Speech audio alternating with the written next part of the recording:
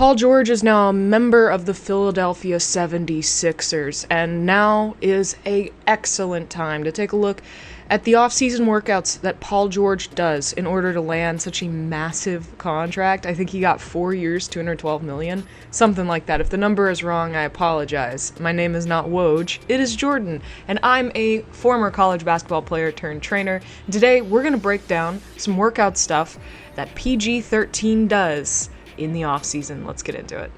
This is a video from Paul George from about 9 months ago, so approximately last summer. And he's in a training session, and there's somebody who is going to be training with him that he's going to be kind of training with and teaching at the same time.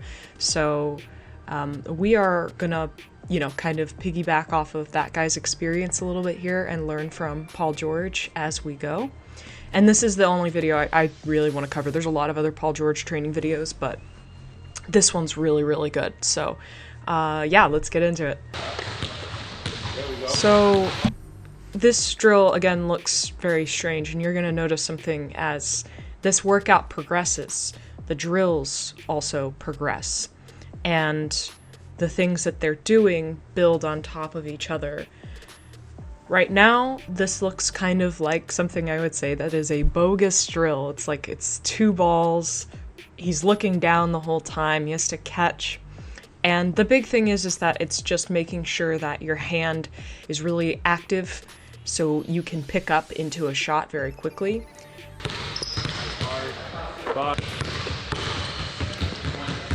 So now we're kind of seeing where this is going. The hand switching while keeping the ball kind of cradled with one hand is being translated into some quick betweens into a shot.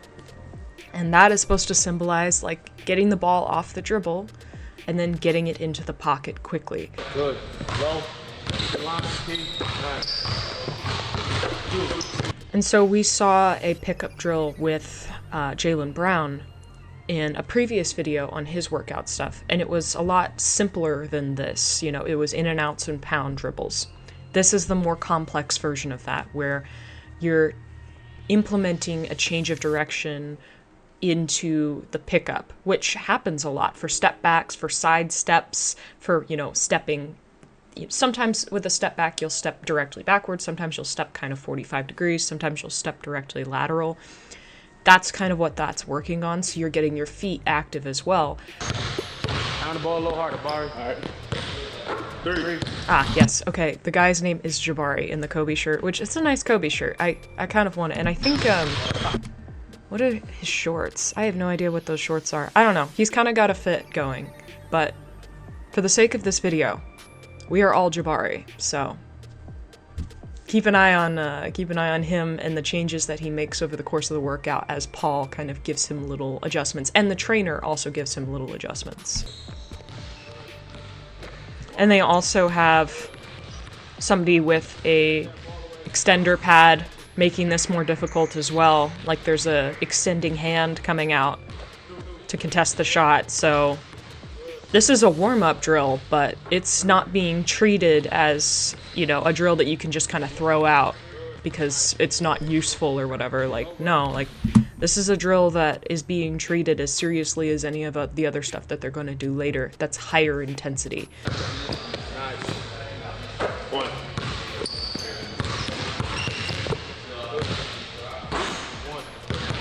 Again, we haven't really exited, like, what this simple move is, but this here is kind of the equivalent of like a hesitation. You're hesitating, and on this lateral move, yes, they're pulling up into a shot, but the thing that you're trying to get the defense to bite on is, hey, on this hesitation, I could drive at any point in time, and you're not going to be able to do anything about it. So that hesitation is kind of keeping them back on their heels, anticipating a drive, because that's the primary move, and this would be the counter move. Or this could technically be the primary move. You're hesitating, you think you're going to get into a shot. They jump for it, and then you drive. So it's kind of a chicken or the egg, which move comes first here. Either can work.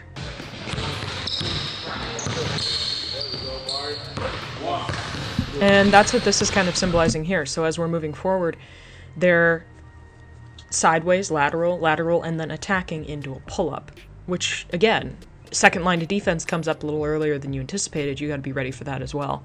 But man, Jabari is a lucky son of a gun, man, because he's got Paul George like in his ear telling him what to do. I'm not jealous. I'm not playing anymore, all right? This isn't about me. But man, when he drops like this, watch his left toe. It curls this way, where it forces him to have to drive straight. Your toe is going like this. It's forcing you up. So every time I'm guarding you or whoever's guarding you, if you drop like this, it forces this foot to line up this line. Go straight across. Your feet are so important when you're driving, and the angle in which your body ultimately goes is dictated by where your feet are placed. It's really hard to go against, where your feet are turning. And I think that's the big thing, is when players are driving to the basket, they will automatically pick an angle that is kind of veering away from the basket. They're headed towards it, but they're not like straight line, do or die, go to the basket. And because of that, then the defense pushes them off a little bit, and before you know it, they're 15 feet on the baseline, forced to take a fadeaway jumper, and it's a bad shot. Instead of, driving all the way to the hoop, getting bumped, sure, but drawing a foul and still getting to the rim. I think that's a level of intense focus and determination that needs to be had, where players need to realize that I'm going to the rim no matter what happens, and you're not going to be able to stop me. And that starts with the feet. And then ultimately, as you keep driving, like keeping that straight line and not veering to the side, it's really important. Yeah.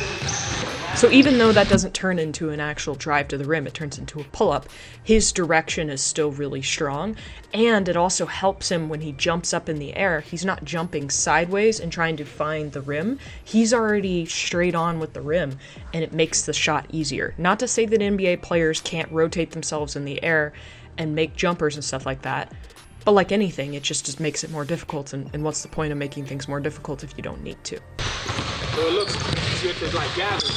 You're too up, so it's like so much room for like up to happen. See what I'm saying? Be tight and low. Actually drop it. Come on. Pick up. One. That's another important thing. So we went over this in the Kobe video, but getting low is super duper important. And it creates so many advantages against the defense. Like, you're more athletic when you're low. You're also probably going to be faster than the defender when you're low. And you're going to put them in a position where they are going to have a hard time keeping up with you, because they can't drop and keep up with you at the same time. They have to pick one. And typically, they try to keep up with you first. They don't get lower and then keep up with you. On balance, it's a lot better than standing straight up, because it's harder for you to make super athletic moves when you're standing straight up like this right now. Not saying he's doing anything poorly, he's in between drills. But if you're standing up like that when you're playing basketball all the time, you're going to be less effective. No, boom, pick it up. Okay. Pick it up. There we go. Right, same thing out here. Shifting, punching. He don't go. I'm leaving out of here. Then I'm off. Right? So the minute I feel like it's almost like I jab here and he's moving, I'm going, right? Same the live dribble up. And that is deadly too. When you're in that low and explode move and you freeze that defender, or you get him to jump, or you get him like just kind of like, what am I supposed to do here? You get the advantage and you win the offense-defense game. And again, it's all about reads. So getting good enough at the move that you can do it without thinking, and then getting good enough at the move to where you can do it and then actively read the defender in real time, make the right read, and then make the play. And ultimately make the shot. But yeah.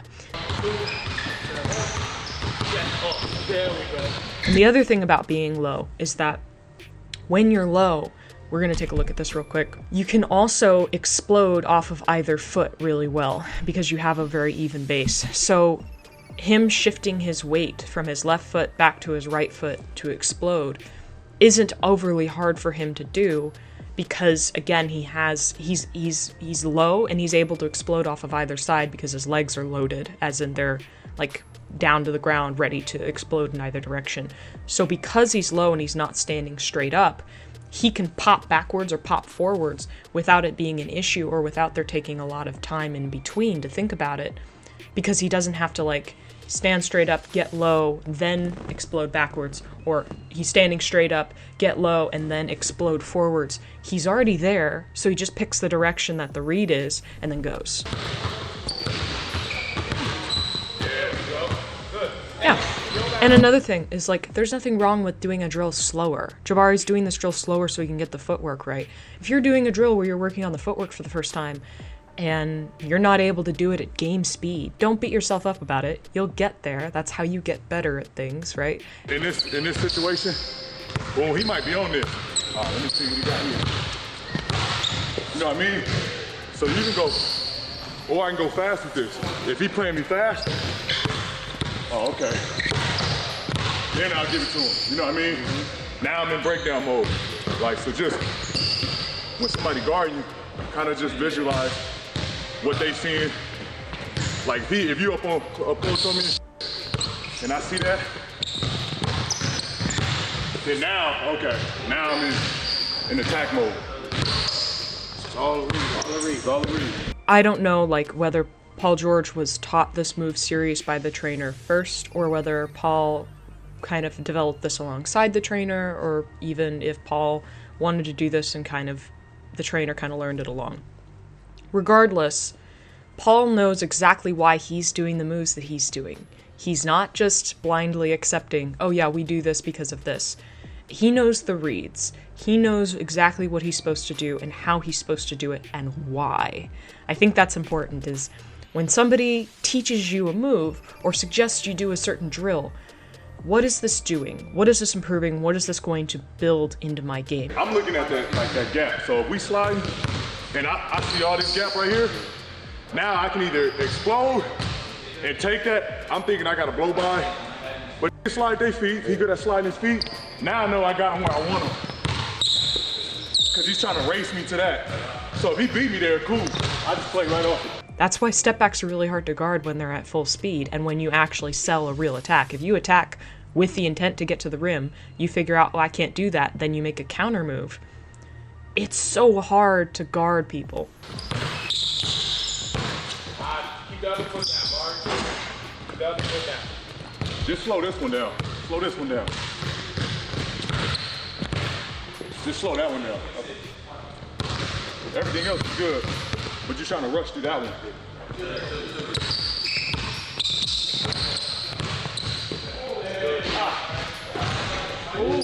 And so that's another thing that Paul is doing right here, is they told Jabari, hey, keep that other foot down.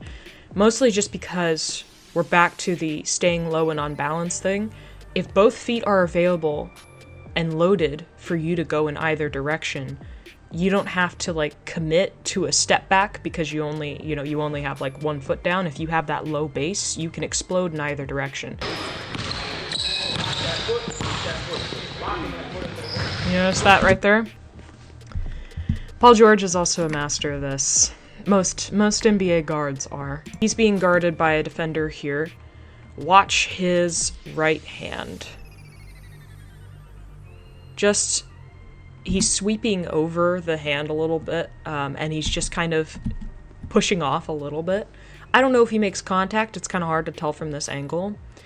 At the very least, he's making it sell like he's trying to run forward in that direction, but he's also just kind of giving a little shove off. And players who are guards in the NBA, and also guards, a lot of guards in college, and frankly, big men are starting to develop this a lot too. Like very tall, athletic, big men players have a really active offhand, and they're able to kind of just give you a little push, give you a little tug, just manipulate the defense in slight little ways that the ref can't really justifiably call.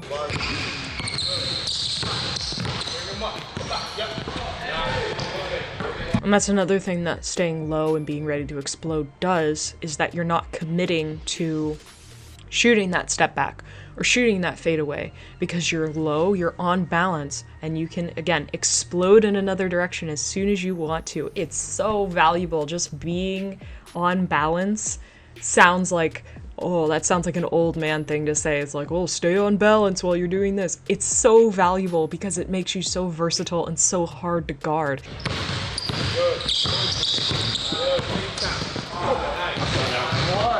Comfortable with him being in the shape. Yeah. He got caught up though. But you still going away from him. Like when he on that one, you still going away from him. Take that spot up. So here. Yep. Especially if the defender is having to retreat and, you know, you got him to lunge at you and now you're attacking him and he's trying to catch up with you and he's retreating. You have the ability to bump him off of his spot a little bit. And you don't have to be dictated by what the defense does, and you don't have to immediately go to the side because that's just where you're supposed to shoot the shot because of the drill. Like, attack, take up his space a little bit, and then force him to either just have to put his hands behind his back because he doesn't want to foul you, or to just ultimately foul you, right? Because then if you give him space, he might be able to get back into the play and then contest your shot in a way that's completely legal. You miss the shot, he's done his job, and you've thrown away a good attempt. He can't even, like if he contests that, he got to run into you. You know what I mean? Because you're just taking that little here, and you right up at it. He's already going to be on your side.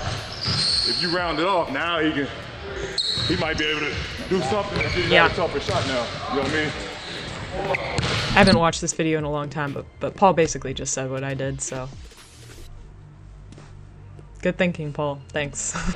I can punch that, no dribble off that. So off here, you guarding it? Yeah. Off here, right through it. You know what I mean? Wasted, no dribble off that. Just explosive right off here. You know what I mean? So just get tighter with it. That's another thing that when you're explosive, if you can get to the rim in as small amount of dribbles as possible, and he made that dunk look so easy, given he's 6'9", athletic, but he barely tried there, right? He's able to explode with one dribble to the rim. That's super duper important. That's stuff that top tier players can do, is if you can explode off of one dribble and make up a lot of space, you become so hard to guard because you're not easy to follow anymore. You can get anywhere on the floor in as simple as one dribble, and then if you change direction, then you get another dribble. Like, before you know it, you could be on the other side of the court. Gosh. He's so good at basketball, guys. That's not even fair. He's 6'9". Anyway, I'm just fangirling over Paul George now. Welcome to the fangirl segment of the video.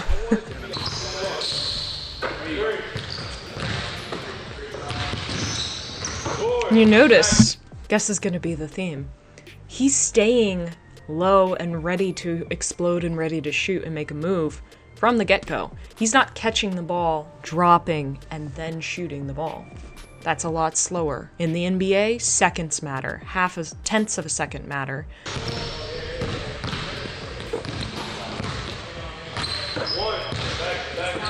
Yeah.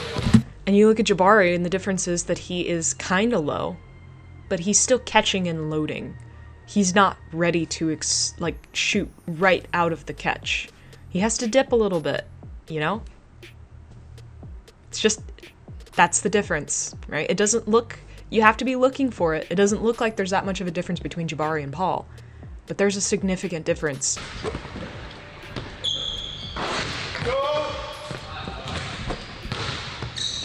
And Paul doesn't have much of a dip at all. Let's look at this. Like, let's really watch this closely, because I think that this is important. And it's not to say that NBA players don't dip the ball a little bit when they shoot. Everybody does. Steph Curry does. It's how can you dip the way in the most ergonomically efficient way possible without sacrificing the amount of time that you spend shooting the basketball. And so, because again, all that time, those little moments matter. The faster you can get into your shot, typically, the better, within reason, of course. So, let's look at Jabari here. He catches the ball, little bit of a dip. It has to go quite a bit further down. And that's not because he's weak, that's just probably because it's something that he's done most of his life. I have a dip, okay? I'm not a perfect shooter either. But let's look at Paul George. Look at how low he is already. Look at how his chest is dropped. He catches the ball. If there's a dip, it's barely there. And that's not to say that he hasn't dipped the ball at any other point in this workout, but here, off of this catch, he's already low enough that he doesn't have to get any low. The ball doesn't have to get any lower for him to get enough explosive power to make this NBA 3. Like, there doesn't need to be a significant dip here. He's pretty much right into his shot. The only thing that causes that little pause is he's making sure that his hands are, like, he's like, okay, I've caught the ball. Like, mentally, my hands feel good in this shot. And, I mean, we're watching this in super slow motion. So, in real time, it's barely any time at all that's taken from him to the catch into the pocket. Right, but that's how, like, in depth these guys are thinking. Yeah. You see what I'm saying? When most guys are just playing. Yeah.